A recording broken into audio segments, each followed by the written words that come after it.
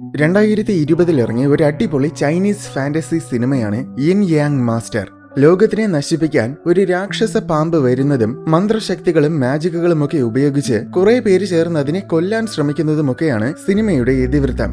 ഒരു fantasy cinema എന്നതിലുപരി വളരെ ഗംഭീരമായ ആക്ഷൻ രംഗങ്ങളും അതുപോലെ നല്ല രസകരമായ VFXകളുമൊക്കെ നിറഞ്ഞതാണ് ഈ സിനിമ. അതിനു പുറമെ വളരെ മനോഹരമായ ഒരു ലവ് സ്റ്റോറിയും കൂടെ ഇതിലുണ്ട്.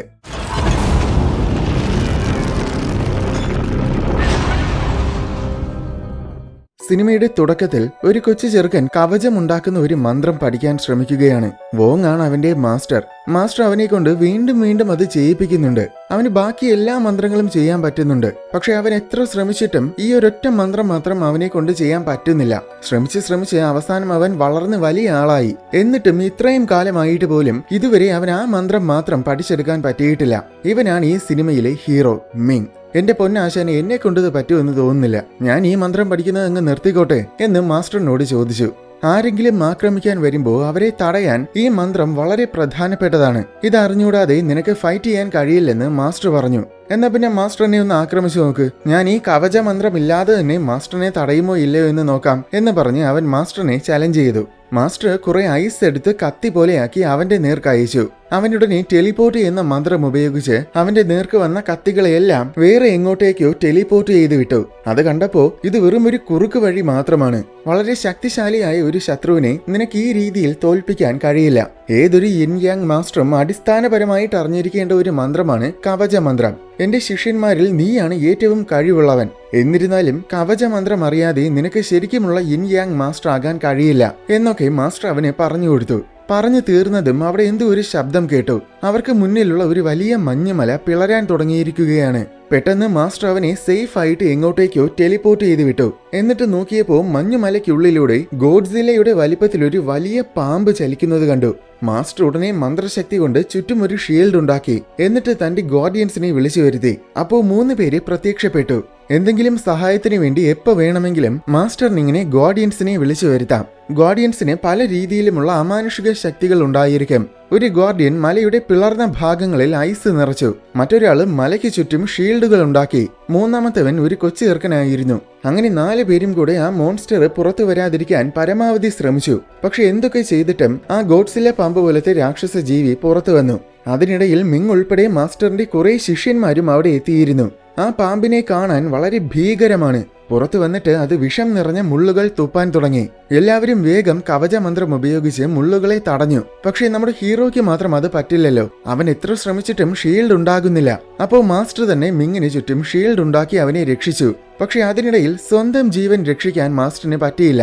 വിഷമുള്ളുകൾ വന്ന് മാസ്റ്ററിന്റെ ദേഹത്ത് തറച്ചു. രാക്ഷസനെ തടയാൻ വേറെ നിവർത്തിയില്ലെന്ന് കണ്ടപ്പോ നിങ്ങളെ സഹായിക്കാൻ എനിക്ക് അവസരം കിട്ടിയതിന്റെ മഹാഭാഗ്യമാണ് മാസ്റ്റർ എന്നും പറഞ്ഞ് ഒരു ഗാർഡിയൻ നേരെ ആ പാമ്പിന്റെ വായ്ക്കുള്ളിലേക്ക് പോയി. എന്നിട്ട് ഉള്ളിൽ ചെന്ന് പൊട്ടിത്തെറിച്ചു. ആ ശക്തിയിൽ മോൺസ്റ്റർ ഉൾപ്പെടെ ആ മല മുഴുവൻ തകർന്ന് ചാമ്പലായി പോയി. നിർഭാഗ്യവശാൽ വിഷമുള്ള തറച്ചതുകൊണ്ട് മാസ്റ്റർ ഉടൻ തന്നെ മരിച്ചുപോകും. ഈ വിഷം മാറാൻ യാതൊരു പ്രതിവിധിയും ഇല്ല എന്നും മിങ് ചോദിച്ചു. ഈ വിഷബാധ മാറണമെങ്കിൽ ആ രാക്ഷസൻ മരിക്കേണ്ടി വരും. എന്നാൽ ആർക്കും തന്നെ അതിനെ കൊല്ലാൻ പറ്റില്ലെന്ന് മാസ്റ്റർ പറഞ്ഞു. പക്ഷേ നേരത്തെ ആ പയ്യൻ അതിനെ കൊന്നതല്ലേ എന്ന് മിങ് ചോദിച്ചു.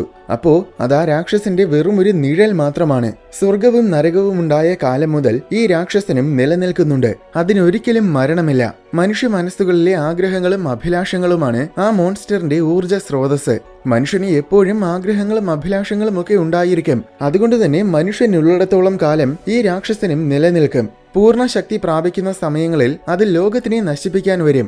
ദൈവത്തിന്റെ ശക്തികൾ കൊണ്ട് ഓരോ തവണയും നമ്മൾ അതിനെ എതിർത്ത് തോൽപ്പിക്കും. എന്നാൽ അതിന് മരണമില്ലാത്തത് കൊണ്ട് കുറെ കാലങ്ങൾ കഴിയുമ്പോൾ അത് വീണ്ടും ഭൂമിയിൽ അവതരിക്കും. എന്നാൽ അങ്ങനെ 300 വർഷങ്ങൾക്ക് മുൻപ് അത് വീണ്ടും വന്നപ്പോ നമ്മുടെ പൂർവികര് അതിനെ ഇമ്പീരിയൽ എന്ന സിറ്റിയിൽ തളച്ചിട്ടു. ആരോ ഒരാള് അതിനെ സ്വന്തം ശരീരത്തിനുള്ളിലാക്കി. അങ്ങനെയാണ് അതിനെ തളച്ചത്. എന്നിട്ട് അഥവാ അത് അയാളുടെ ശരീരത്തിൽ നിന്നും പുറത്തു വരികയാണെങ്കിലും അത് സിറ്റിക്ക് പുറത്തു കടക്കാതിരിക്കാൻ സിറ്റിയുടെ 4 കോർണറുകളിലും രക്തവർണ്ണ പക്ഷി, വെള്ളക്കടുവ, കറുത്ത ആമ, പിന്നെ നീല ഡ്രാഗൺ എന്നിങ്ങനെ തീവ്ര ശക്തിയുള്ള 4 ദൈവങ്ങളുടെ പ്രതിമകൾ സ്ഥാപിച്ചു.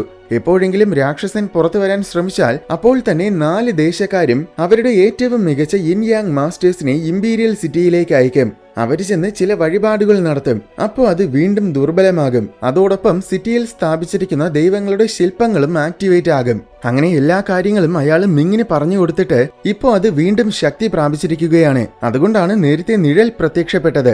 രാക്ഷസൻ പുറത്തു വരാതിരിക്കാനുള്ള വഴിപാടുകൾ നടത്താൻ ഉടൻ തന്നെ 4 ദേശക്കാരും ഓരോ മാസ്റ്റേഴ്സിനെ ഇമ്പീരിയത്തിലേക്ക് അയക്കും. നമ്മുടെ ദേശത്ത് നിന്നും ഞാൻ നിന്നെയാണ് അയക്കുന്നത്. അതുകൊണ്ട് നീ എത്രയും വേഗം ഇമ്പീരിയൽ സിറ്റിയിലേക്ക് പോകണമെന്നും നിർദ്ദേശിച്ചു. അതോടൊപ്പം അവന് ഇൻയാങ് മാസ്റ്റർ ആയിട്ട് പ്രഖ്യാപിക്കുകയും ചെയ്തു. ശേഷം മാസ്റ്റർ മരണമടഞ്ഞു. അടുത്ത് ഇമ്പീരിയൽ സിറ്റിയാണ് കാണിക്കുന്നത്.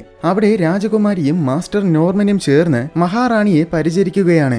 രാക്ഷസൻ വീണ്ടും ശക്തി പ്രാപിച്ചിട്ടുണ്ടെന്ന വിവരം കിട്ടി. മഹാറാണി പേടിക്കണ്ട, എത്രയും പെട്ടെന്ന് തന്നെ മാസ്റ്റേഴ്സ് ഒക്കെ ഇവിടെ എത്തുമെന്ന് നോർമൻ പറഞ്ഞു. എന്നാൽ നിന്നെക്കുറിച്ചാണ് എനിക്ക് പേടിയെന്നാണ് രാജകുമാരി പറഞ്ഞത്. അന്ന് രാത്രി ആ സിറ്റിയിലെ നദിക്കരികിൽ നിന്ന് ഒരുത്തൻ ഫ്ലൂട്ട് വായിച്ചുകൊണ്ട് നിൽക്കുകയായിരുന്നു. അവന്റെ പേര് ലിയോ.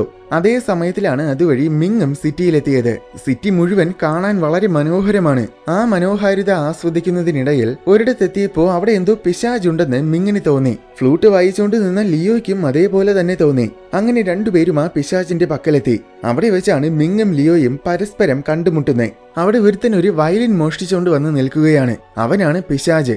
ഈ പിശാച് അല്ലെങ്കിൽ ഡീമൻ എന്നത് ശരിക്കും പറഞ്ഞ അമാനുഷിക ശക്തികളുള്ള ഒരു വർഗം മനുഷ്യരാണ്. പൊതുവെ ഡീമൺസിനെ ദുഷ്ടശക്തികളായിട്ടാണ് എല്ലാവരും പരിഗണിക്കുന്നത്. പലരും അവരെ മനുഷ്യരായിട്ട് പോലും പരിഗണിക്കാറില്ല.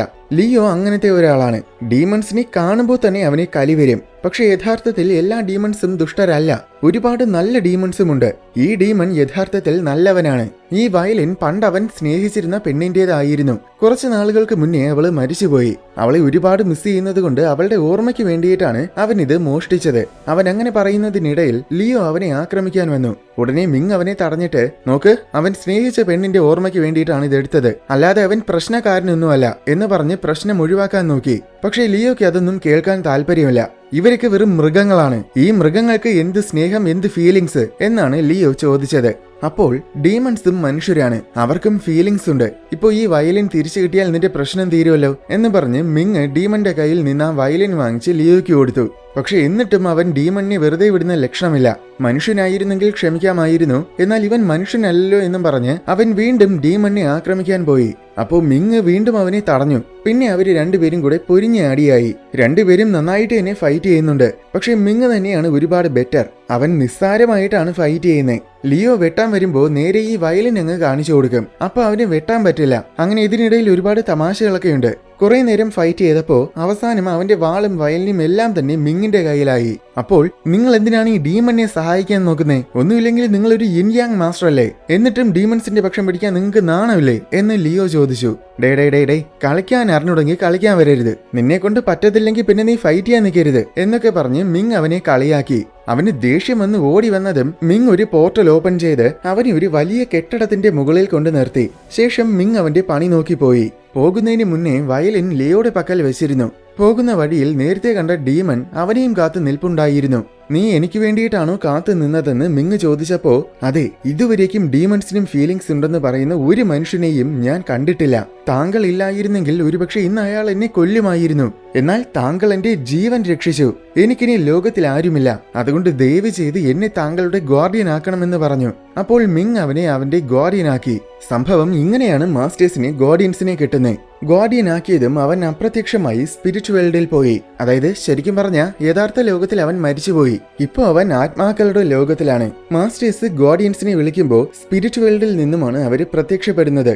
ഈ സമയം ലിയോ വയലിൻ തിരിച്ചു കൊണ്ടു കൊടുക്കാൻ പോയി. അപ്പോഴവന് കൊട്ടാരത്തിൽ നിന്നും ഒരു അറിയിപ്പ് കിട്ടി. രാക്ഷസന്റെ നിഴൽ പ്രത്യക്ഷപ്പെട്ടിട്ടുണ്ട്. ഒരുപക്ഷെ രാക്ഷസൻ പുറത്തു കടക്കാൻ ശ്രമിക്കാനുള്ള സാധ്യതയുള്ളതിനാൽ കൊട്ടാരത്തിനെ സംരക്ഷിക്കാൻ എത്രയും വേഗം നീ കൊട്ടാരത്തിൽ ഹാജരാകണമെന്നതായിരുന്നു അറിയിപ്പ്. അങ്ങനെ അവൻ കൊട്ടാരത്തിൽ പോയി. കൊട്ടാരത്തിലെത്തിയപ്പോ അവിടെ അവന് താമസിക്കാനുള്ള സജ്ജീകരണങ്ങളൊക്കെ അവിടെയുള്ളവര് ചെയ്തു കൊടുത്തു. അവനെ എല്ലാവരും വണങ്ങുന്നുണ്ട്. കാരണം അവനും ഒരു മാസ്റ്ററാണ്. ഇൻയാങ് മാസ്റ്റർ അല്ല, അല്ലാത്ത മാസ്റ്റർ. അവൻ ജോലിക്കാരോട് സംസാരിക്കുന്നതിനിടയിൽ അവിടെ നമ്മുടെ ഹീറോയും എത്തി. മിങ്ങിനെയും എല്ലാവരും വണങ്ങുന്നുണ്ട്. മിങ്ങിനെ കണ്ടതും ലിയോ, നിന്നെ പോലെ ഡീമൺസിന്റെ കൂടെ നിൽക്കുന്നവരെയൊക്കെ എന്തിനാണ് വഴിപാട് നടത്താൻ തിരഞ്ഞെടുത്തതെന്ന് ചോദിച്ചു. അപ്പോൾ നേരെ ചൊവ്വേ ഫൈറ്റ് ചെയ്യാൻ പോലും അറിയാത്ത നിന്നെ ആരാണാവോ കൊട്ടാരം കാവലിന് തിരഞ്ഞെടുത്തത് എന്ന് മിങ് ചോദിച്ചു. അത് കേട്ടതും ലിയോ വാളെടുത്തു. എടാ, പറ്റുമെങ്കിൽ നിന്റെ മന്ത്രശക്തികളൊന്നും ഇല്ലാതെ എന്റെ അടുത്ത് ഫൈറ്റ് ചെയ്യാൻ വാടാ എന്നും പറഞ്ഞ് ലിയോ മിങ്ങിനെ വെല്ലുവിളിച്ചു. അപ്പോൾ മിങ് എനിക്ക് ധൈര്യമൊക്കെ ഉണ്ട്, പക്ഷെ ഞാൻ അങ്ങനെ അനാവശ്യമായിട്ടൊന്നും ഫൈറ്റ് ചെയ്യില്ലെന്ന് പറഞ്ഞു. അത് കേട്ടോണ്ട് വന്ന ലോങ് അതെന്താ തോറ്റുപോകുന്ന പേടിയാണോ മാസ്റ്റർ മിങ് എന്ന് ചോദിച്ചു. ഇവളും ഒരു മാസ്റ്ററാണ്. അതിനിടയിൽ അവിടെ നോർമൻ എന്ന് ഒരുത്തൻ വന്നിട്ട് ഇപ്പോ തന്നെ ഒരുപാട് ലേറ്റ് ആയി, എല്ലാവരും പോയി കിടന്നുറങ്ങാൻ പറഞ്ഞു. അവനെ കണ്ടതും മിങ്ങിന് എന്തോ ഒരു നെഗറ്റീവ് ഫീല് തോന്നി. പക്ഷെ അവനൊന്നും പറഞ്ഞില്ല. ഡീമൺസ് ഒന്നും മുറിയിൽ കയറി വരാതിരിക്കാൻ ലോങ് കുറച്ച് മാന്ത്രിക പ്രാണികളെ അവിടെ മുഴുവൻ വിതറുന്നത് കണ്ടതും അതിന്റെ ഒന്നും ആവശ്യമില്ല, ഈ കൊട്ടാരവും പരിസരവും മുഴുവൻ എന്റെ മാന്ത്രിക ഷീൽഡ് കൊണ്ട് ഞാൻ പൊതിഞ്ഞിട്ടുണ്ട്, ഒരു ഡീമനും ഉള്ളിലേക്ക് വരാനും ഉള്ളിലുള്ളവയ്ക്ക് പുറത്തു കടക്കാനും കഴിയില്ലെന്നും പറഞ്ഞ് നോർമൻ ആ ഷീൽഡ് കാണിച്ചു കൊടുത്തു. ശേഷം എല്ലാവരും അവരവരുടെ മുറികളിൽ പോയി. എല്ലാവരും പോയി കഴിഞ്ഞപ്പോൾ ഇപ്പൊ വന്നത് ആരാണെന്ന് അവിടെ നിന്ന് ഒരു ജോലിക്കാരനോട് മിങ് തിരക്കി. അതാണ് നോർമൻ. അവനാണ് ഈ കൊട്ടാരത്തിന്റെ മേൽനോട്ടക്കാരൻ. രാജകുമാരിക്ക് തുല്യമായ അധികാരം മഹാറാണി അദ്ദേഹത്തിനും ഈ കൊട്ടാരത്തിൽ നൽകിയിട്ടുണ്ട് എന്നൊക്കെ അയാള് പറഞ്ഞു കൊടുത്തു. ശേഷം മിങ് അവന്റെ മുറിയിൽ പോയപ്പോ അവിടെ മണി പോലത്തെ ഒരു കീ ചെയിൻ തൂക്കിയിട്ടിരിക്കുന്നത് കണ്ട് അവൻ ചിരിച്ചു. അതുപോലെ ലിയോ അവന്റെ റൂമിൽ ഒരു പ്രാണിയെ കണ്ട് അവനും ചിരിച്ചു. ഇവര് 4 പേരുമാണ് 4 ദേശങ്ങളിൽ നിന്നുമുള്ള മാസ്റ്റേഴ്സ്. അതായത് ലോങ്ങും ലിയോയും മിങ്ങും പിന്നെ ഒരു വൃദ്ധനും കൂടെയുണ്ട്. അടുത്ത ദിവസം രാവിലെ എല്ലാവരും വഴിപാടിനു വേണ്ടി തയ്യാറായി. വഴിപാട് തുടങ്ങാൻ വൃദ്ധനായ മാസ്റ്ററും കൂടെ വരണം. അങ്ങനെ അദ്ദേഹത്തിന് വേണ്ടി എല്ലാവരും കാത്തു നിൽക്കുകയായിരുന്നു. ആ സമയത്തിലാണ് അവിടെ രാജകുമാരി വന്നത്. അവളെ കാണാൻ പ്രേതത്തിന് മേക്കപ്പ് ഇട്ടതുപോലെ തോന്നും. രാജകുമാരിയെ കണ്ടതും ലോങ് ഈ രാജകുമാരിയെ കുറിച്ച് ഞാൻ കേട്ടിട്ടുണ്ട്, 30 വയസ്സായിട്ടും കല്യാണമൊന്നും വേണ്ടെന്ന് തീരുമാനിച്ച് നിൽക്കുകയാണ്. അവൾക്ക് ബ്ലാക്ക് മാജിക് ഒക്കെ അറിയാം. മഹാറാണിയെ ഇവള് ബ്ലാക്ക് മാജിക് ഉപയോഗിച്ച് മൈൻഡ് കൺട്രോൾ ചെയ്ത് വെച്ചിരിക്കുകയാണ് എന്നൊക്കെ കുറെ അപവാദങ്ങൾ അങ്ങ് പറഞ്ഞു. വേറെ ആരും കേൾക്കാതെ മിങ്ങിനോടും ലിയോയുടെ അടുത്തുമാണ് അവൾ അത് പറഞ്ഞത്. അത് കേട്ടതും ലിയോയ്ക്ക് ദേഷ്യം വന്നു. കൂടുതൽ അപവാദം പറയാതെ നീ ഒന്നും മിണ്ടാതിരിക്കുന്നേ ലിയോ പറഞ്ഞു. ലിയോ ഈ ദേശത്തുള്ള മാസ്റ്ററാണ്. രാജകുമാരി വന്ന് വയസ്സായ മാസ്റ്റർ എവിടെയാണെന്ന് ചോദിച്ചതും ഒരാൾ ഓടി വന്ന് അദ്ദേഹം കൊല്ലപ്പെട്ടുവെന്ന് അറിയിച്ചു. ആ വിവരം എല്ലാവരും ചെന്ന് മഹാറാണിയോട് പറഞ്ഞു. അപ്പോൾ എത്രയും വേഗം ആ കൊലയാളിയെ കണ്ടുപിടിക്കണം. രാക്ഷസൻ കൂടുതൽ ശക്തി പ്രാപിച്ച് പുറത്തു വരാതിരിക്കാൻ ഉടൻ തന്നെ നിങ്ങൾ വഴിപാടുകൾ നടത്തണം. അതുപോലെ ഈ സിറ്റിയിൽ ഇപ്പോൾ നിറയെ ദുഷ്ട ഡീമൺസ് ഉണ്ട്. അതിനെ എല്ലാത്തിനെയും നിങ്ങൾ കഴിവതും പെട്ടെന്ന് തന്നെ കണ്ടെത്തി കൊന്നുകളയണം. അതോടൊപ്പം നിങ്ങളെ ദൈവങ്ങളുടെ സ്റ്റാച്യൂസിനെയൊക്കെ ആക്ടിവേറ്റ് ആക്കുകയും ചെയ്യണം എന്ന് മഹാറാണി കൽപ്പിച്ചു. എന്നിട്ട് നോർമന്റെ അടുത്ത് അദ്ദേഹത്തിന്റെ സ്ഥാനവും കൂടെ നീ ഏറ്റെടുക്കണമെന്നും പറഞ്ഞു. അതായത് ഇപ്പോൾ മരിച്ച ആളുടെ സ്ഥാനം. അവര് സംസാരിക്കുന്നതിനിടയിൽ മഹാറാണി ഇരിക്കുന്നിടത്ത് എന്തോ ദുഷ്ടശക്തിയുള്ളതുപോലെ ഒരു ഫീല് മിങ്ങിനെ തോന്നി. അപ്പോൾ രാക്ഷസനെ ഉള്ളിൽ അടക്കി വെച്ചിരിക്കുന്നത് മഹാറാണി ആയിരിക്കുമെന്ന് അവൻ കരുതി. ശേഷം എല്ലാവരും ചെന്ന് മരിച്ചുപോയ ആളുടെ ശരീരം പരിശോധിച്ചു നോക്കി. അയാളുടെ കഴുത്തിൽ എന്തോ ഒരു പാടുണ്ട്. അത് കണ്ടപ്പോ തീർച്ചയായും ഇതൊരു ഡീമന്റെ പണി തന്നെയാണെന്ന് മിങ് പറഞ്ഞു. എന്നാൽ കൊട്ടാരത്തിന് ചുറ്റും ഷീൽഡ് ഉള്ളത് കൊണ്ട് ഒരു കാരണവശാലും അത് സാധ്യമല്ലെന്നാണ് നോർമൻ പറയുന്നത്. അങ്ങനെയാണെങ്കിൽ ചിലപ്പോൾ നിന്നേക്കാൾ ഒരുപാട് ശക്തിയുള്ള ആരെങ്കിലും ആയിരിക്കാം, അല്ലെങ്കിൽ ചിലപ്പോൾ ടെലിപ്പോർട്ടേഷൻ ശക്തിയുള്ളവരുമായിരിക്കാമല്ലോ എന്ന് രാജകുമാരി പറഞ്ഞു. അവള് മിങ്ങിനെ ഉദ്ദേശിച്ചാണ് അത് പറഞ്ഞത്. ഒരുപക്ഷെ ഈ കൊട്ടാരത്തിൽ നേരത്തെ തന്നെയുള്ള ആരെങ്കിലും ഡീമണിനെ ഒളിപ്പിച്ചു വെച്ചിരിക്കുകയാണെങ്കിലോ എന്ന് മിങ് ചോദിച്ചു. ഉടനെ ലോങ് എങ്കിൽ ഞാനൊരു കാര്യം ചെയ്യാം, എന്റെ കുറച്ച് മാന്ത്രിക ടാഡ്പോൾസ് ഉണ്ട്, അതിന് ഡീമൺസിനെ ഡിറ്റക്ട് ചെയ്യാനുള്ള കഴിവുണ്ട്, അത് വെച്ച് ഇവിടെ ആരുടെയിലെങ്കിലും ഡീമൺസ് ഉണ്ടോ എന്ന് കണ്ടുപിടിക്കാമെന്ന് പറഞ്ഞു. അങ്ങനെ അവൾ അതെടുത്തോണ്ട് വന്നതും എല്ലാ ടാഡ്പോൾസും മിങ്ങിനെ നേർക്ക് നിന്നു. അപ്പോൾ എല്ലാവരും മിങ്ങിനെ സംശയിച്ചു. മിങ്ങിന്റെ ഡീമൺ ഉണ്ടെന്നും അവനാണിത് ചെയ്തതെന്നും പറഞ്ഞ് അവനെ പിടിച്ചുകെട്ടാൻ രാജകുമാരി കൽപ്പിച്ചു. പക്ഷെ മിങ് ഒരു കൂസലും ഇല്ലാതെ കൂളായിട്ട് നിൽക്കുകയാണ്. എന്നാൽ മിങ് അങ്ങനെ ചെയ്തിട്ടില്ല, അതിന് ഞാൻ തെളിവ് തരാമെന്ന് ലിയോ പറഞ്ഞു. സംഭവം അവനാണ് നേരത്തെ കണ്ട കീ ചെയിൻ മിങ്ങിന്റെ മുറിയിൽ കെട്ടിയിട്ടത്. അതൊരു മാന്ത്രിക കീ ചെയിനാണ്. അതിലൂടെ ആ റൂമിലുള്ള എല്ലാ ശബ്ദങ്ങളും മറ്റെവിടെയെങ്കിലും ഇരുന്ന് ലിയോയ്ക്ക് കേൾക്കാൻ കഴിയും. അതായത് ബേസിക്കലി ഈ കീ ചെയിൻ ഒരു സ്പൈയിങ് ഡിവൈസ് ആണ്. അങ്ങനെ അവൻ രാത്രി മുഴുവൻ അത് ശ്രദ്ധിച്ചുകൊണ്ടിരിക്കുകയായിരുന്നു. അതുകൊണ്ട് തന്നെ രാത്രി ഒരിക്കൽ പോലും മിങ് അവന്റെ റൂം വിട്ട് പുറത്തു പോയിട്ടില്ലെന്ന കാര്യം ലിയോയ്ക്ക് അറിയാം. അവനത് രാജകുമാരിയോട് പറയുകയും ചെയ്തു. പക്ഷെ ഈ ഒരു തെളിവ് മാത്രം പോരാ എന്നാണ് രാജകുമാരി പറയുന്നത്. അങ്ങനെയാണെങ്കിൽ എന്റെ കയ്യിൽ വേറൊരു തെളിവുണ്ടെന്നും പറഞ്ഞ് അവനൊരു പ്രാണിയെ അവന്റെ പോക്കറ്റിൽ നിന്നും എടുത്ത് കാണിച്ചു കൊടുത്തു. അതിനെ എടുത്ത് അവൻ ലിയോയുടെ കയ്യിൽ കൊടുത്തു. അപ്പോൾ ടാഡ്പോൾസ് എല്ലാം ലിയോയ്ക്ക് നേരെ തിരിഞ്ഞു. സംഭവം ഇതും ലിയോയുടെ കീചെയിൻ പോലത്തെ ഒരു സ്പൈയിങ് ഡിവൈസ് ആണ്.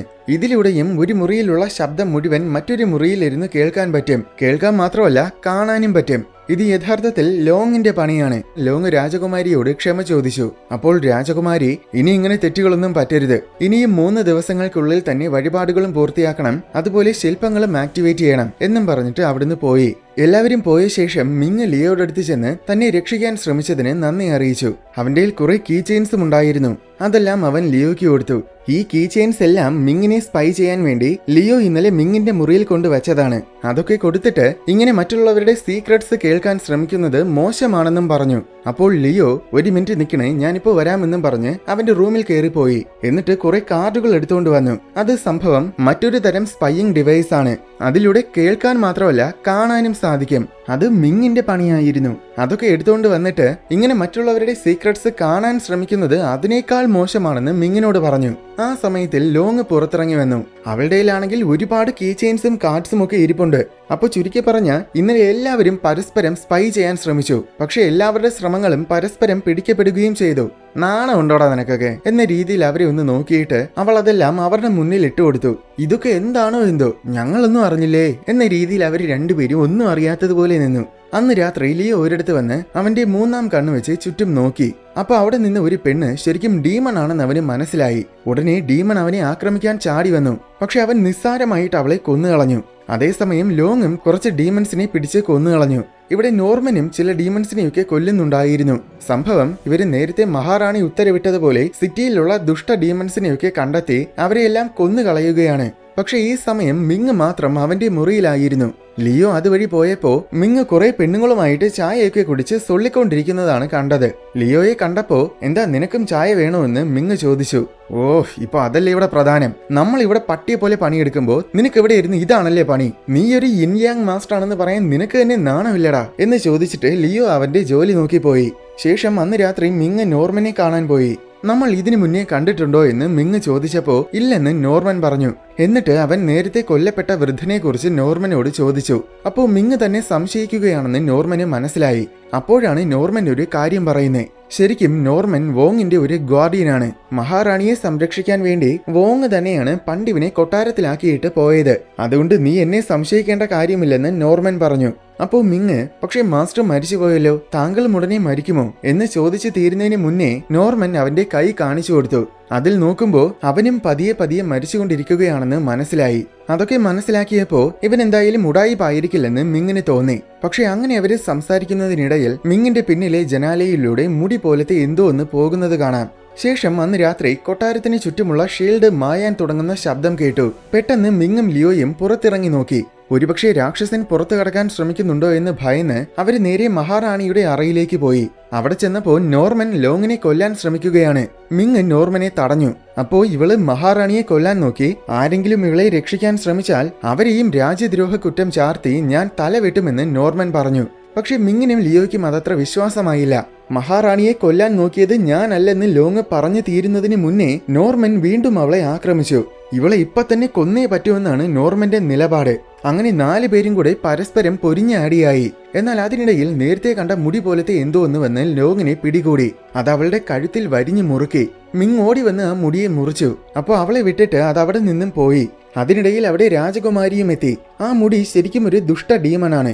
അതിനെ ഹെയർ ഡീമൻ എന്നാണ് പറയുന്നത്. അതിനെ ആരോ പറഞ്ഞയച്ചതാണ്. പക്ഷെ ആരാണ് അയച്ചതെന്ന് അറിയില്ല. ലോങ്ങിന്റെ കഴുത്തിലെ മുറിവ് കണ്ടപ്പോ ഇതേ ഡീമൺ തന്നെയാണ് നേരത്തെ മറ്റേ വൃദ്ധനെ കൊന്നതെന്നും മനസ്സിലായി. ആരാണ് ശരിക്കും മഹാറാണിയെ കൊല്ലാൻ ശ്രമിച്ചതെന്ന് മിങ് ലോങ്ങിന്റെ അടുത്ത് ചോദിച്ചു. പക്ഷെ അവൾക്ക് എന്തെങ്കിലും പറയാൻ പറ്റുന്നതിന് മുന്നേ അവള് മരിച്ചുപോയി. എന്നിരുന്നാലും മരിക്കുന്നതിന് മുൻപ് അവള് രാജകുമാരിയെയാണ് നോക്കിയത്. ഒരുപക്ഷെ രാജകുമാരിയായിരിക്കുമോ മഹാറാണിയെ കൊല്ലാൻ ശ്രമിച്ചതെന്ന് മിങ്ങും ലിയോയും സംശയിച്ചു. ശേഷം മിങ് അവന്റെ റൂമിൽ പോയപ്പോ അവിടെ അവനെയും കാത്ത് ലിയോ നിൽപ്പുണ്ടായിരുന്നു. എന്നാലും എന്തിനായിരിക്കും അയാൾ മഹാറാണിയെ കൊല്ലാൻ ശ്രമിക്കുന്നതെന്ന് ലിയോയ്ക്ക് സംശയമായി. അതിന് കാരണം മഹാറാണിയുടെ ശരീരത്തിലാണ് രാക്ഷസനുള്ളത്. മഹാറാണിയെ കൊന്നാൽ ആ രാക്ഷസൻ പുറത്തു വരും. അതിനു വേണ്ടിയിട്ടായിരിക്കും ഇതൊക്കെ ആരോ ചെയ്യുന്നതെന്ന് മിങ് പറഞ്ഞു. എന്നിട്ട് രാജകുമാരിയാണ് മഹാറാണിയെ കൊല്ലാൻ ശ്രമിച്ചതെന്ന് മരിക്കുന്നതിന് മുന്നേ ലോങ് അവനോട് പറഞ്ഞ കാര്യവും അവൻ ലിയോയ്ക്ക് പറഞ്ഞു കൊടുത്തു. പക്ഷേ ലിയോയ്ക്ക് അത് വിശ്വസിക്കാൻ പറ്റിയില്ല.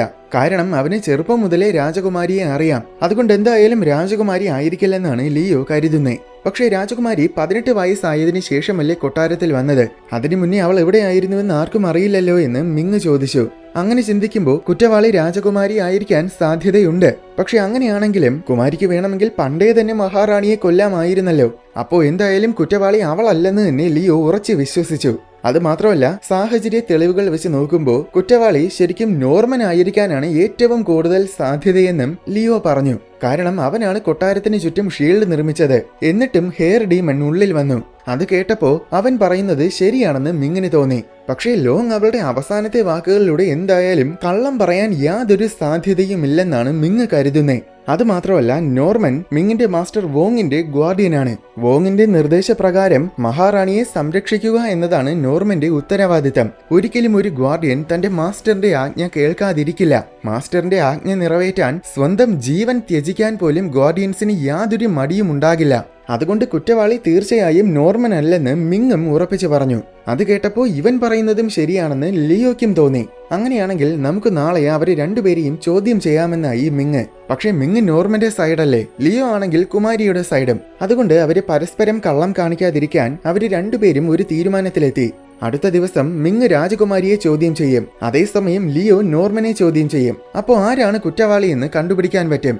ഇവർ ഈ ചർച്ച ചെയ്യുന്ന സമയത്തിൽ ഇവിടെ നോർമൻ ഹെയർ ഡീമന്റെ പക്കലായിരുന്നു. അപ്പോൾ നോർമൻ ആണ് ഹെയർ ഡീമനെ നിയന്ത്രിക്കുന്നതെന്ന് നമുക്ക് മനസ്സിലാകും. അങ്ങനെയാണെങ്കിൽ ലിയോ പറഞ്ഞതുപോലെ ഇവനാണ് ശരിക്കുമുള്ള കുറ്റവാളി. അതിനിടയിൽ അവിടെ രാജകുമാരി കയറി വന്നു. അവളൊരു വാളെടുത്ത് അവന് നേർക്ക് ചൂണ്ടി. എന്നിട്ട് വൃദ്ധനെ കൊന്നത് ഹെയർ ഡീമനെ ശരിയായിട്ട് നിയന്ത്രിക്കാൻ പറ്റാതെ അബദ്ധം പറ്റിയതാണെന്നല്ലേ അന്ന് നീ എന്നോട് പറഞ്ഞേ, പക്ഷെ ഇന്നെന്തിനാ നീ ലോങ്ങിനെ കൊന്നു കളഞ്ഞതെന്ന് ചോദിച്ചു. അപ്പോൾ കുമാരിക്കും ഇതിൽ എന്തോ പങ്കുണ്ടെന്ന് നമുക്ക് മനസ്സിലാക്കാം. ലോങ് നമ്മുടെ സീക്രട്ട് കണ്ടുപിടിച്ചു, അതുകൊണ്ടാണ് ഞാൻ അവളെ കൊന്നതെന്ന് നോർമൻ പറഞ്ഞു. പക്ഷേ സീക്രട്ട് എന്താണെന്ന് ഇപ്പോൾ അവര് പറയുന്നില്ല. എന്തായാലും ഞാൻ എത്രയും പെട്ടെന്ന് രാക്ഷസനെ പുറത്തു കൊണ്ടുവന്നേ പറ്റൂ. പക്ഷേ മാസ്റ്റേഴ്സ് ഇവിടെ ഉള്ളിടത്തോളം കാലം അത് നടക്കില്ലെന്ന് നോർമൻ പറഞ്ഞു. അങ്ങനെയെങ്കിൽ നീ ഇനി ലിയോയെയും മിങ്ങിനെയും കൂടെ കൊന്നുകളയുമോ എന്ന് കുമാരി ചോദിച്ചു. അപ്പോ അവരെയും കൊന്നേ പറ്റൂ. നമ്മൾ ചെയ്യാൻ പോകുന്നത് ഇതുവരെ ആരും ചെയ്യാത്ത ഒരു ദ്രോഹമാണെന്ന് എനിക്കറിയാം. പക്ഷെ ഇതല്ലാതെ വേറെ നിവർത്തിയില്ല. ഈ പദ്ധതി നടപ്പിലാക്കാൻ നിനക്ക് മടിയുണ്ടെങ്കിൽ ഇപ്പോൾ തന്നെ നീ എന്നെ കൊന്നുകളഞ്ഞേക്കണം. എന്തായാലും ഞാൻ കുറച്ച് ദിവസങ്ങൾക്കുള്ളിൽ മരിച്ചു പോകും. അതുകൊണ്ട് എന്നെ കൊല്ലുന്നതോർത്ത് നീ ദുഃഖിക്കുകയും വേണ്ട എന്നൊക്കെ നോർമൻ പറഞ്ഞു. പക്ഷെ അവള് വാളെടുത്ത് ദൂരെ എറിഞ്ഞു. ഇവരീ സംസാരിക്കുന്നതൊക്കെ കേൾക്കുമ്പോൾ ഇവര് തമ്മിൽ എന്തോ കണക്ഷൻ ഉണ്ടെന്ന് നമുക്ക് തോന്നും. പക്ഷെ ഒന്നും അത്ര വ്യക്തമായിട്ട് നമുക്ക് മനസ്സിലാകില്ല. ശേഷം അടുത്ത ദിവസം രാവിലെ തന്നെ ലിയോയും മിങ്ങും ചോദ്യം ചെയ്യാൻ പോകാൻ റെഡിയായി. പോകുന്നതിന് മുന്നേ ലിയോ ഒരു കീ ചെയിൻ മിങ്ങിന് കൊടുത്തിട്ട് എന്തെങ്കിലും പ്രശ്നമുണ്ടായാൽ ഉടൻ നീ ഇതിലൂടെ എന്നെ വിളിച്ചാൽ മതി, അപ്പോൾ തന്നെ ഞാൻ ഓടി വരാമെന്ന് പറഞ്ഞു. അതേപോലെ മിങ്ങും അവന്റെ മാജിക് കാർഡ് ലിയോയ്ക്ക് കൊടുത്തിട്ട് നിനക്കെന്തെങ്കിലും പ്രശ്നമുണ്ടായാലും ഉടനെ ഇതിലൂടെ നീ എന്നെ വിളിക്കണമെന്ന് പറഞ്ഞു. അതിനു പുറമെ അവൻ മാസ്റ്റർ വോങ്ങിന്റെ ഒരു കാർഡും ലിയോയ്ക്ക് കൊടുത്തു. അതൊരു ഗാർഡിയൻ കാർഡാണ്. അതായത് ഇങ്ങനത്തെ ഗാർഡിയൻ കാർഡ്സിൽ തൊട്ടിട്ടാണ് ഇൻയാങ് മാസ്റ്റേഴ്സ് ഗാർഡിയൻസിനെ വിളിച്ചു വരുത്തുന്നേ. ഇത് കയ്യിൽ വെച്ചിട്ട് നീ നോർമനോട് എന്തെങ്കിലും ചെയ്യാൻ പറഞ്ഞാൽ അവൻ വോങ്ങിന്റെ ഗാർഡിയൻ ആണെങ്കിൽ തീർച്ചയായും അവൻ അതനുസരിക്കും. നീ ചെന്ന് സാധാരണ ആരും തന്നെ ചെയ്യാത്ത തീവ്രമായ എന്തെങ്കിലും ഒരു കാര്യം അവനോട് ചെയ്യാൻ പറയണം. അവനത് ചെയ്തില്ലെങ്കിൽ ഒന്നുകിൽ അവൻ ശരിക്കും വോങ് മാസ്റ്ററിന്റെ ഗാർഡിയൻ അല്ല, അല്ലെങ്കിൽ അവൻ വോങ് മാസ്റ്ററിനെ ചതിച്ചിരിക്കുന്നു. അങ്ങനെയെങ്കിൽ ഉടൻ തന്നെ നീ എന്നെ വിളിക്കണമെന്ന് മിങ് പറഞ്ഞു. ശേഷം മിങ് രാജകുമാരിയുടെ പക്കൽ വന്നു. രാക്ഷസനെ തളച്ചു വെച്ചിരിക്കുന്നത് ആരുടെ ശരീരത്തിലാണെന്ന് കുമാരിക്ക് അറിയാമോ എന്ന് അവൻ ചോദിച്ചു. അപ്പോൾ കുമാരി അത് മഹാറാണിക്ക് മാത്രമേ അറിയൂ. പക്ഷെ മഹാറാണിക്ക് ഇപ്പോൾ സുഖമില്ലാതെ കിടക്കുകയാണ്, അതുകൊണ്ട് റാണിയെ കാണാൻ പറ്റില്ലെന്ന് പറഞ്ഞു. അപ്പോൾ അത് കുഴപ്പമില്ല, മരിക്കുന്നതിന് മുന്നേ മാസ്റ്റർ വോങ് എനിക്കൊരു കത്തി തന്നിരുന്നു. ആ കത്തിക്ക് രാക്ഷസൻ എവിടെയുണ്ടെന്ന് കണ്ടുപിടിക്കാൻ കഴിയും. ഞാൻ അത് വെച്ച് കണ്ടുപിടിച്ചോളാമെന്ന് മിങ് പറഞ്ഞു. എന്നിട്ട് കത്തിയുടെ പേരും പറഞ്ഞു കൊടുത്തു. ഫാങ്വേ എന്നാണ് കത്തിയുടെ പേര്. ആ പേര് കേട്ടതും അവളുടെ കണ്ണീന്ന് കണ്ണീരൊഴുകാൻ തുടങ്ങി. ശേഷം അവൻ ആ കത്തി അവൾക്ക് കാണിച്ചു കൊടുത്തു. അത് കണ്ട് അവള് സങ്കടത്തോടെ നിൽക്കുന്ന സമയത്തിൽ അവിടെ ഹെയർ ഡീമൺ വന്ന് അവളുടെ കഴുത്തറുത്തിട്ട് പോയി. ഇതേ സമയം ലിയോ നോർമന്റെ പക്കൽ പോയിട്ട് മിങ് കൊടുത്ത ഗാർഡിയൻ കാർഡ് കയ്യിൽ വെച്ചുകൊണ്ട് നീ നിന്റെ വലത് കൈ അങ്ങ് വെട്ടിക്കളയാൻ പറഞ്ഞു. ഉടനെ നോർമൻ ഒരു വാൾ എടുത്ത് കൈ വെട്ടാൻ തയ്യാറായി നിന്നു. അപ്പോൾ നോർമൻ യഥാർത്ഥത്തിൽ വോങ്ങിന്റെ ഗാർഡിയൻ തന്നെയാണ്. ഇവിടെ മിങ് ഹെയർ ഡീമന്റെ പുറകെ പോയി അതിനെ പിടികൂടി. അപ്പോഴാണ് ഡീമൺ അതിന്റെ ശരിക്കുമുള്ള രൂപത്തിലായത്.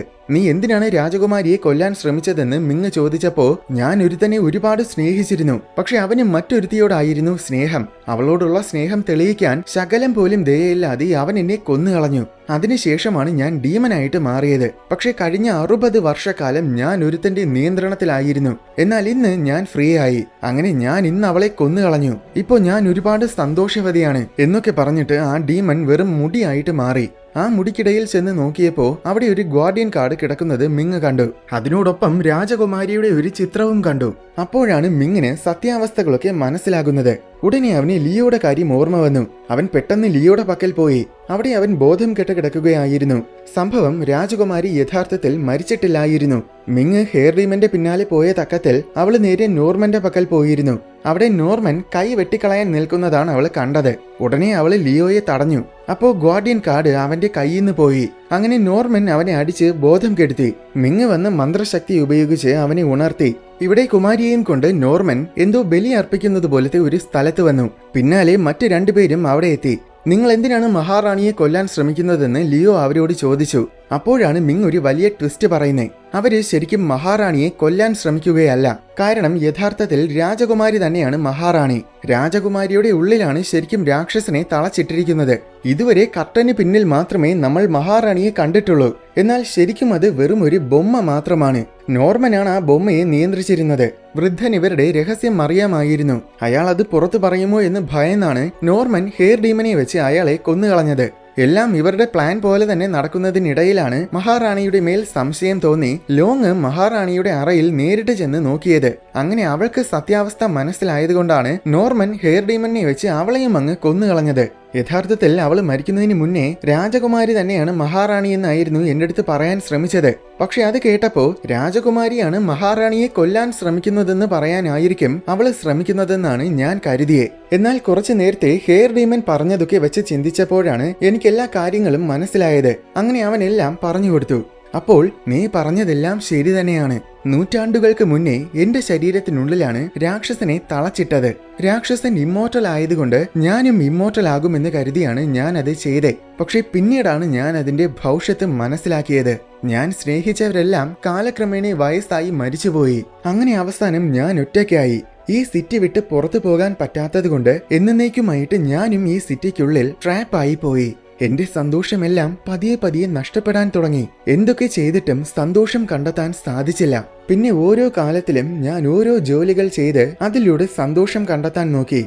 ഓരോ കാലത്തിലും എനിക്ക് ഓരോ പേരുകളായിരുന്നു. എന്റെ യഥാർത്ഥ പേര് ഇപ്പൊ വേറെ ആർക്കും തന്നെ ഓർമ്മയുണ്ടായിരിക്കില്ല. ഒരിക്കൽ ചക്രവർത്തി എന്നെ കാണുകയും എന്നെ വിവാഹം കഴിക്കുകയും ചെയ്തു. അങ്ങനെ ഞാൻ ഈ സാമ്രാജ്യത്തിന്റെ മഹാറാണിയായി. അമരത്വം ഉള്ളതുകൊണ്ട് ഞാൻ ഒരിക്കലും വയസ്സാകില്ല. അതുകൊണ്ട് എന്റെ അമരത്വം മറയ്ക്കാൻ ചക്രവർത്തി മരിച്ച ശേഷം പിന്നെ ഞാൻ കുറെ കാലം കട്ടടി പിന്നിൽ ജീവിച്ചു. എന്നിട്ട് ഒരു ദിവസം രാജകുമാരി എന്ന രീതിയിൽ ഞാൻ കൊട്ടാരത്തിൽ വന്നു. ഞാൻ സ്നേഹിക്കുന്നവരൊക്കെ വയസ്സായി മരിക്കുന്നത് കണ്ട് എന്റെ മനസ്സിൽ പിന്നെ സ്നേഹമില്ലാതെയായി. പതിയെ പതിയെ ഞാൻ മരിച്ചതിന് തുല്യമായി മാറുകയായിരുന്നു. പക്ഷെ എല്ലാം മാറിയത് നിന്റെ മാസ്റ്റർ ഇവിടെ വന്നപ്പോഴാണ്. അങ്ങനെ എല്ലാം രാജകുമാരി പറഞ്ഞു കൊടുത്തു. നിന്റെ മാസ്റ്റർ ഇവിടെ വന്നപ്പോൾ എല്ലാം മാറിയെന്ന് അവൾ ഉദ്ദേശിച്ചത് അവൾ ശരിക്കും മാസ്റ്ററുമായിട്ട് പ്രണയത്തിലായി. ഒരുപാട് കാലങ്ങൾക്ക് ശേഷമാണ് അന്ന് വോങ്ങിലൂടെ അവള് സ്നേഹമറിഞ്ഞത്. എന്തായാലും അതൊക്കെ കേട്ടപ്പോ മിങ് എല്ലാം എനിക്ക് മനസ്സിലാകും. പക്ഷെ നിങ്ങൾ എന്തിനാണ് രാക്ഷസനെ പുറത്തു കൊണ്ടുവരാൻ ശ്രമിക്കുന്നതെന്ന് മാത്രം എനിക്ക് എത്ര ചിന്തിച്ചിട്ടും മനസ്സിലാകുന്നില്ലെന്ന് മിങ് പറഞ്ഞു. അപ്പോൾ അതിന് ഇമ്മോർട്ടൽ ശക്തിയുണ്ട്, അതിന് വേണ്ടിയിട്ടാണെന്ന് കുമാരി പറഞ്ഞു.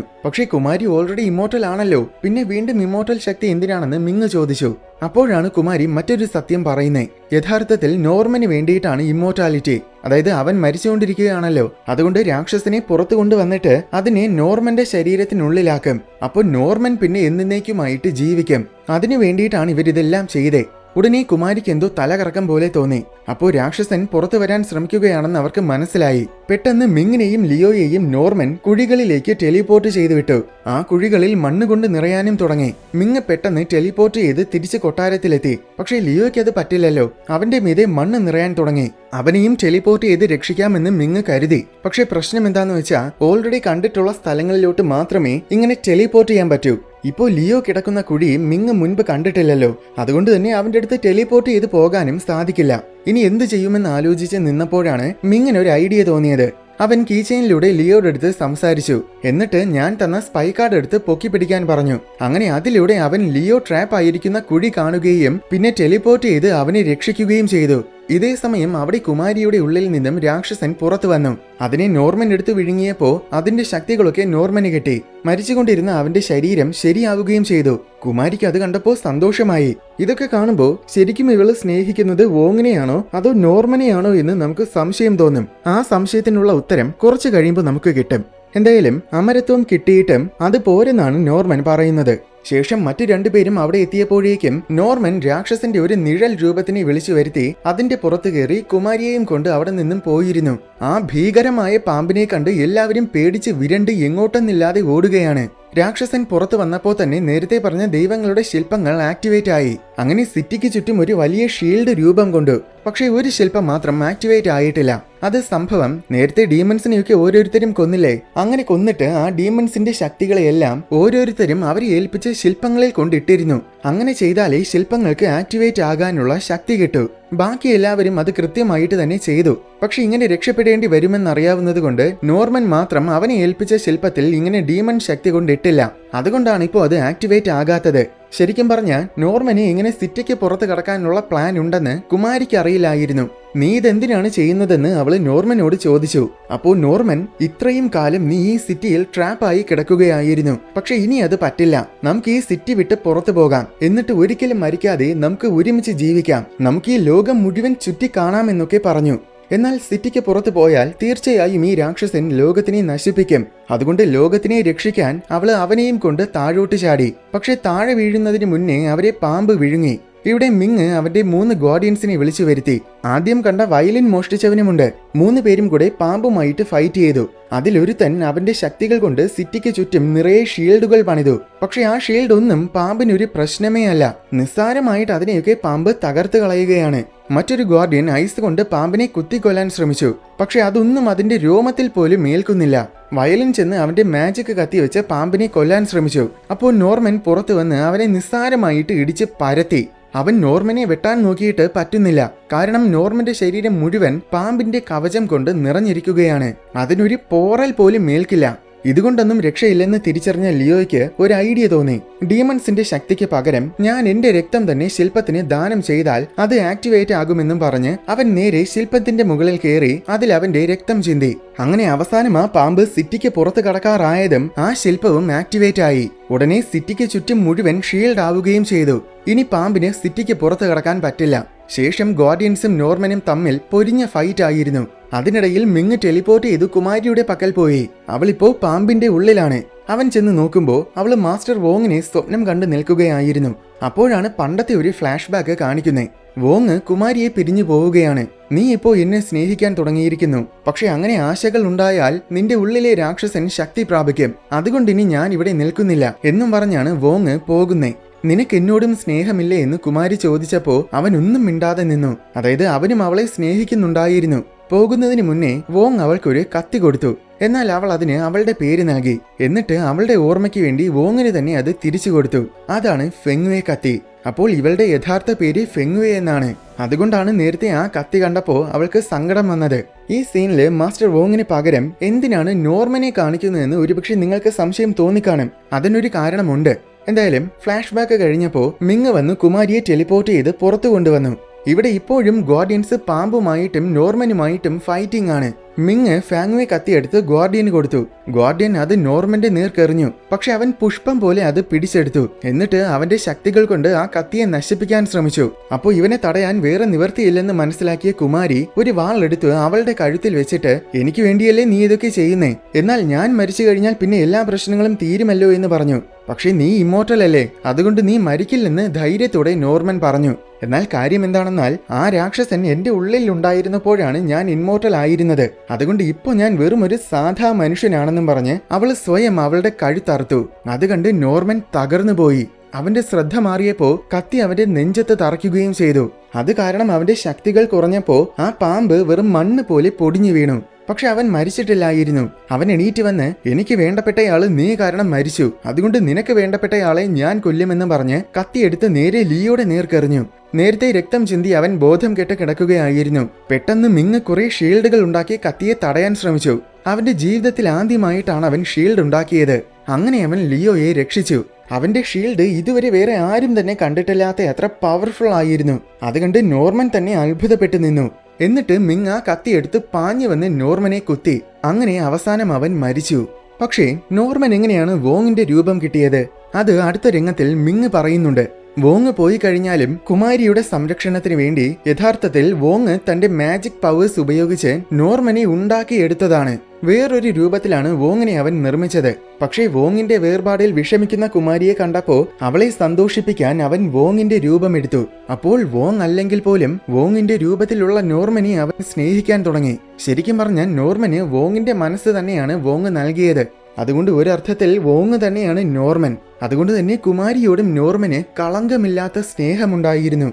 നീ എന്നും ഇവളെ സംരക്ഷിക്കണമെന്ന് പറഞ്ഞിട്ടാണ് വോങ് പോയത്. ആ വാക്കുകൾ അവന്റെ മനസ്സിൽ പതിഞ്ഞിരുന്നു. പക്ഷേ വോങ് മരിച്ചപ്പോൾ ഇവനും മരിക്കാൻ തുടങ്ങി. അങ്ങനെ ഇവൻ മരിച്ചാൽ വോങ് പറഞ്ഞതുപോലെ കുമാരിയെ എന്നെന്നും സംരക്ഷിക്കാൻ ഇവന് കഴിയില്ല. അതുകൊണ്ടാണ് അവൻ ഇമ്മോർട്ടൽ ആകണമെന്ന് ആശിച്ചത്. അങ്ങനെ അവനും ഇമ്മോർട്ടൽ ആയാൽ മാസ്റ്റർ പറഞ്ഞതുപോലെ അവൻ അവളെ എന്നെന്നും സംരക്ഷിക്കാനും കഴിയും, അതോടൊപ്പം അവളെ എന്നെന്നും സ്നേഹിക്കാനും കഴിയും. അതിനു വേണ്ടിയിട്ടാണ് അവൻ ഇതൊക്കെ ചെയ്തത്. അപ്പോൾ ശരിക്കും പറഞ്ഞാൽ നമ്മൾ ഇത്രയും നേരം വില്ലൻ എന്ന് വിചാരിച്ച നോർമൻ യഥാർത്ഥത്തിൽ ഹീറോ ആണ്. അവസാനം നെഞ്ചിൽ തറച്ച കത്തിയുമായി അവൻ പതിയെ പതിയെ ഇഴഞ്ഞിഴഞ്ഞ് മരിച്ചു കിടക്കുന്ന കുമാരിയുടെ പക്കൽ പോയി. എന്നിട്ട് അവളുടെ കൈ പിടിച്ച് തന്നെ അവനും മരിച്ചു. അവസാന രംഗത്തിൽ രാക്ഷസനെ ഇപ്പോൾ നമ്മൾ തോൽപ്പിച്ചെങ്കിലും ഏതാനും ചില പതിറ്റാണ്ടുകൾ കഴിയുമ്പോൾ ഇനിയും അത് വരും. അന്ന് നമ്മൾ ഒരുപക്ഷെ വീണ്ടും ഒരുമിച്ച് രാക്ഷസനെ ഫൈറ്റ് ചെയ്യുമായിരിക്കാം എന്നും പറഞ്ഞ് മിങ് ലിയോയുടെ അടുത്ത് ഗുഡ് ബൈ പറഞ്ഞ് പോയി. ശേഷം ഏറ്റവും അവസാനമായിട്ട് ഒരു രംഗം കൂടെ കാണിക്കുന്നുണ്ട്. നേരത്തെ മരിച്ചുവെന്ന് കരുതിയ ലോങ് യഥാർത്ഥത്തിൽ ഇപ്പോഴും ജീവനോടെയുണ്ട്. അതോടെ സിനിമ അവസാനിക്കുകയാണ്.